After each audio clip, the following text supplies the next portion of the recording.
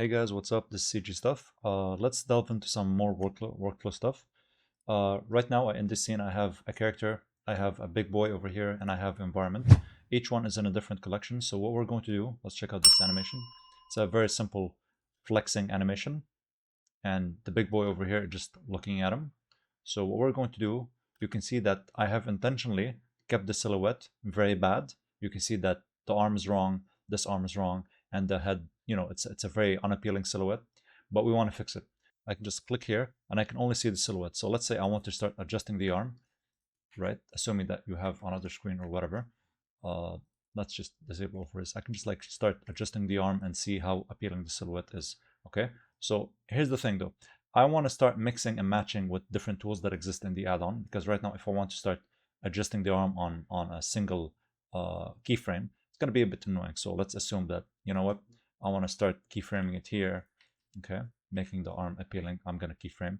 It's not going to transition well, and I'm going to activate this tool, which is basically the anim offset. So I'm going to activate anim offset. The thing about anim offset, if I enable it, it's going to work, and I'm going to make the arm, let's say, like this, right? It works well for my silhouette. I want it to be like that. However, right now, it's basically breaking the arm over here, which is not what I want. It technically worked, but I want to mask it. So I'm going to go back in time. I want my arm to start like this. This is correct. However, over here, I want it to, rotate. So in this situation, we're going to use the anim offset mask. So I'm going to select the controller. I'm going to select the anim offset mask. I'm going to extend it to the end, and I'm going to say up until here. And you can see that I can play with the feather. Sorry, it's kind of like Photoshop. You can basically play with your brush, except that here you have like this mask. So I'm trying to feather it, right? So I'm going to expand my mask, and I'm just going to go to the frame where basically the arm is. All right. So let's do something like this, right? I want it to be something like that, and disable it again. Cool. So now you guys can see that it's transitioning from a pose from here. Let's see the silhouette from here to here. Perfect. Cool. Same thing from here. You can see that I have an unappealing silhouette for the other arm. So the hand, sorry. So I can click on the hand, and in this situation, I want also something to be like this. However, I want it to be masked. So I'm going to click on the mask. Yeah, there we go. We're getting there pretty much. But that's pretty much this tool. So you can see how cool it is to adjust animation on the fly with the anim offset. Another tool that I can basically use for workflow is the anim shifter. You can see that this character over here, he looks at the character and then there's that animation. I don't want that. So what I can do basically, so I can just click on my character, select all, and I can click on anim shifter, which is basically like, see, we want about 15 motions, 15 frames, sorry. So we select 15, and we want him to have a moving hold. Take this and take a previous keyframe, which is here basically. I'm gonna key it, and then I'm gonna take it to the end, and we're gonna have a moving. I'm gonna delete this keyframe, and I'm gonna have a moving hold. What's gonna happen though is I'm gonna take Shift E, the interpolator, and you're gonna like take it to the extreme. So basically right now you can see that he's turning more, you know what I mean? So I'm gonna apply this new keyframe. I'm gonna take it to the end. So right now he's gonna keep turning, you know what I mean?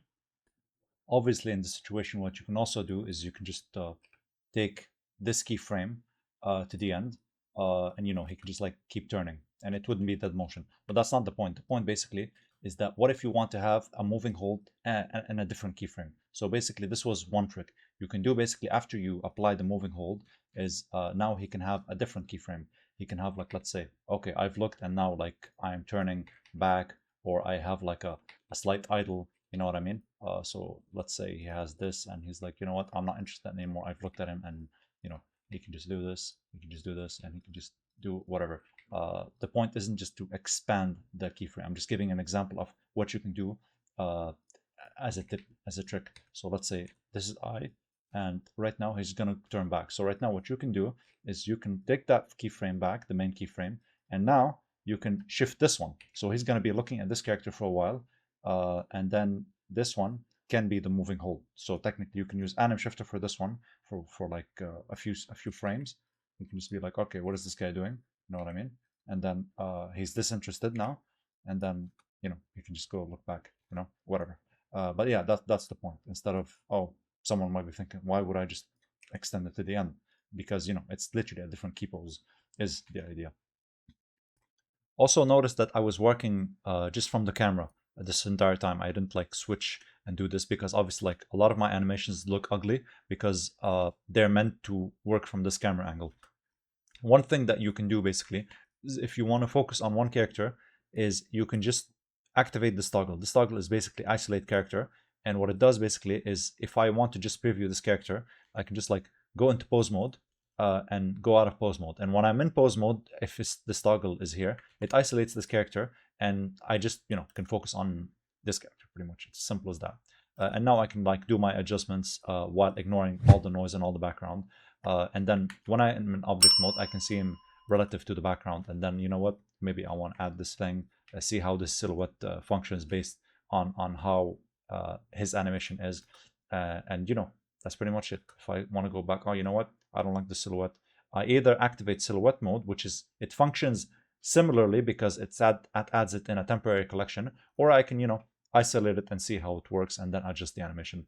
But yeah, pretty much these are cool tools that you can use in your workflow, and how to adjust silhouette, isolate your characters, etc.